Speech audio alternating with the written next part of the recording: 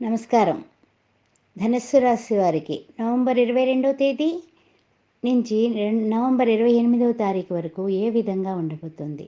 దీనిలో ఉన్నటువంటి నక్షత్రాలేంటి? వార ఫలంలో మనం తెలుసుకుందామా మరి? మూలా నక్షత్రం 4 పదాలు, ఆ తర్వాత పూర్వాషాఢ నక్షత్రం 4 పదాలు, ఉత్తరాషాఢ ప్రథమార్థం. ధనుస్సు రాశిలోని మనకి ఏం చెప్తోందంటే గనక, ఈ ధనస్సు రాశిలో ఉన్నటువంటి విశేషాలు ఏంటంటే, ఆర్థిక ఆరోగ్య విషయాల్లోని పూర్వంలా ఉండదు. మిశ్రమ ఫలితాలు గోచరిస్తున్నాయి. ద్వితీయంలోకి వచ్చినటువంటి గురుడు అంటే ఏమిటి అంటే, గురుడు మారుతున్నాడు. నిన్నటి రోజున 21వ తారీఖున గురుడు మారాడు. మారి మనకి ఈ యొక్క ధనుస్సు రాశి నుంచి ధనుస్సు రాశికి మకర రాశిలోకి వచ్చేసాడు. అంటే ఏమిటి? ద్వితీయంలోకి వచ్చాడు. రావడం వల్ల మనకి కొంత శుభం, కొంత ఆ 2 మిశ్రమ ఫలితాలైతే మనకు గోచరిస్తున్నాయి. అయితే ఏంటంటే, ద్వితీయ గురుడు కొంచెం నీచలో ఉన్నాడు కాబట్టి కాస్తంత వాక్కు జాగ్రత్తగా ఉండాలి. ఆర్థిక ఆరోగ్య విషయాల్లో కూడా కొంచెం జాగ్రత్త. తర్వాత ఏంటంటే, స్వక్షేత్రం విడిచిపెట్టి పొరుగింటికి వచ్చినటువంటి గురుడు కొంచెం బలం తగ్గుతుందనమాట. ఆ విషయాన్ని జాగ్రత్తగా పెట్టుకొని మనము అన్ని విషయాల్లోని కూడా ఖర్చుల దగ్గర నుంచి అన్ని విషయాలు కూడా ఆచితూచి వ్యవహరిస్తూ ఉండాలనమాట. ఆ తర్వాత కుటుంబంలో కూడా చెప్పాలంటే శని, గురువుల కలయిక. తర్వాత చతుర్థ స్థానాధిపతి కూడా గురుడే. కానీ రెండో ఇంట్లో ఉన్నాడు మనకి. అందువల్ల 6వ దృష్టి, అష్టమ దృష్టి, గురు దృష్టి ఉంది. జాగ్రత్తగా ప్రయాణాలు చేయండి. ప్రయాణాల విషయంలో తొందరపాటు వద్దు. అవసరమైతేనే వెళ్ళండి, లేకపోతే వెళ్ళవద్దు. అదేవిధంగా అమ్మకాలు, కొనుగోళ్ళు విషయంలో జాగ్రత్త తీసుకోండి. ఇది అమ్మేయడం విషయం చాలా తేలిగ్గా అమ్మేస్తాం. కొనాలంటే చాలా కష్టం. అందువల్ల ఈ అమ్మకాలు, కొనుగోలు విషయంలో కూడా మీరు జాగ్రత్తలు అంటే ఎవరైనా పెద్దవాళ్ళ యొక్క అభిప్రాయాలు తెలుసుకుని, కుటుంబ సభ్యులతో సంప్రదించి మీరు ముందుకు వెళ్ళడం మంచిది. అయితే ఏంటంటే, గురుదృష్టి దశమానికి కూడా ఉంది కాబట్టి వ్యాపారాలు బాగుంటాయండి. వృత్తి, ఉద్యోగం, వ్యాపారం, సినీ రంగాల వాళ్ళు ఇదివరకటి కంటే కొంచెం గురువు మారడం వల్ల అంటే ఏమిటంటే, మొన్నటిదాకానేమో మనకి చెప్పాలంటే ధనుస్సు రాశి వారికి చక్కగా ఉండేవాడు. ఎట్లా ఉండేవాడు? మా లగ్నంలోనే ఉండేవాడు. ఇప్పుడు 2లోకి వచ్చాడు. కానీ ఏమిటంటే, అది లాభస్థానం, మంచి స్థానం అయినప్పటికీ కూడా మకరంలో శని భగవానుడు ఉన్నాడు. శని భగవానుడికి అది స్వక్షేత్రం. అందువల్ల కొంచెం కొనుగోళ్ళు, అమ్మకాల విషయంలో జాగ్రత్త. తొందరపాటు నిర్ణయాలు తీసుకోకండి. అయితే ఏంటంటే, ప్రణాళిక బద్ధంగా చేయండి. ఏ పని చేసినా సరే మంచి నిర్ణయాలు తీసుకోండి. మీకు పదవీ యోగం వచ్చేటటువంటి అవకాశాలున్నాయి. రాజకీయంగా కూడా పలుకుబడి పెరుగుతుంది. కానీ చెప్పాలంటే ఇంకా ముఖ్యంగా మీరు చెప్పాల్సినటువంటి విషయం ఏంటంటే, మిత్రముల చేత మీరు బాగా గుర్తింపు కూడా కలుగుతుంది. అంటే మీరు చేసే పనుల్లో వాళ్ళకి ఏదైనా సహాయం చేయడం వల్ల, ఆ సహాయం వలన వాళ్ళకి చాలా మంచి ఉపయోగం కలిగి మిమ్మల్ని చాలా మెచ్చుకుంటారు.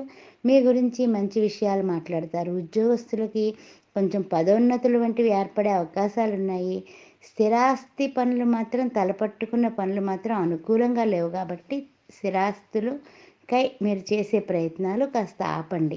ఆ తర్వాత అదనపు రుణ సౌకర్యాలు వస్తున్నాయి కదా అని మీరు ఆలోచించకుండా రుణాలు చేయకండి. రుణాల విషయంలో కూడా చాలా జాగ్రత్తగా ఉండాలి.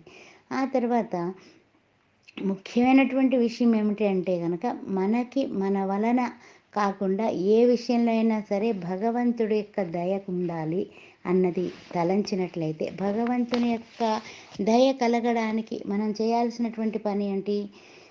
ద్వితీయంలో ఉన్నటువంటి శని భగవానుడికి, గురువుకి చంద్ర సంచారం కూడా నడుస్తోంది తృతీయంలో. అంటే ఏమిటి?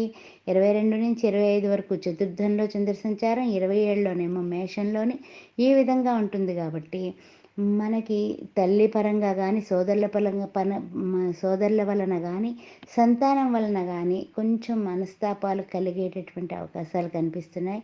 షష్టమంలో రాహు ఉన్నాడు. ఈ రాహు వల్ల మనకి అనారోగ్య కారకాలు, అనారోగ్యంతో మనం బాధపడటం, తర్వాత ద్వాదశంలో రవి, కేతువులు ఉన్నారు.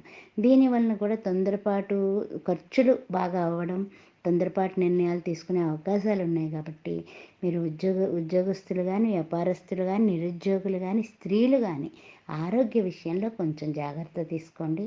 ఇంకా చెప్పదగిన సూచన ఏమిటి అంటే గనక, మీరు చక్కగా వడమాల ఆంజనేయ స్వామికి తప్పనిసరిగా సమర్పించడం ఒకటి. 2 ఏమిటంటే చాలా ముఖ్యమైనటువంటిది రాహువుకి సంబంధించినటువంటి వడమాల. ఆ తర్వాత చాలా ముఖ్యమైనది షష్టమంలో ఉన్న రాహువు జాగ్రత్త పడతాడు. రవి కేతువులకి సంబంధించి అంటే ద్వాదశంలో ఉన్నటువంటి రవి కేతువులకి సంబంధించి మీరు చేయాల్సింది ఏమిటంటే గోధుమలు గానీ, గోధుమ పిండి గానీ తీసుకొని ఎవరికైనా సరే చక్కగా మున్సిపాలిటీ కార్మికులకు గానీ ఎవరికైనా సరే దానం ఇవ్వండి. బ్రాహ్మణులు దొరకకపోతే దొరకలేదని అనుకోవాల్సిన అవసరం లేదు. తినేవాళ్ళు ఎవరికైనా సరే పేదవాళ్ళకి ఇవ్వచ్చు. ఆ తర్వాత కేతువుకి సంబంధించినటువంటి బులవలు, తర్వాత చంద్రుడికి సంబంధించినటువంటి బియ్యము, కుజుడికి సంబంధించినటువంటిది బాగా గుర్తుపెట్టుకోండి. కుజుడికి సంబంధించినటువంటి చతుర్థ కుజుడు ఉన్నాడు. అందువల్ల అంటే ఏమిటి అర్ధ అర్ధ భాగంలో ఉన్నాడు. అర్ధాష్టమి అంటాం కదా! అలాగా అర్ధ అర్ధాష్టమి కాకపోయినా కూడా మనకి అర్ధ చతుర్థంలో కనిపిస్తున్నాడు కాబట్టి కుజుడుకు సంబంధించినటువంటి కందిపప్పు దానం ఇవ్వడం కూడా చాలా మంచిది. లేకపోతే గోమాతకి తినిపించండి. ఈ ఉలవలు, బియ్యము, బెల్లము కలిపి కందిపప్పు దానమిచ్చి గోమాతకి తినిపించడం వలన కూడా మీకు చాలా శుభకరమైనటువంటి పరిణామాలు ఏర్పడతాయి. ఏ విషయంలోని కూడా కంగారు పడకండి. నిదానంగా ఆలోచించి మంచి నిర్ణయం తీసుకుంటే ఆర్థికంగా నింపాదిగా పుంజుకుంటారు. అంటే శని భగవానుడి యొక్క ప్రభావం ఉంటుంది కాబట్టి కొంచెం పనులు తొందరగానే చేసుకోండి. పనులు ఎప్పుడు కూడా వాయిదా వేయకండి.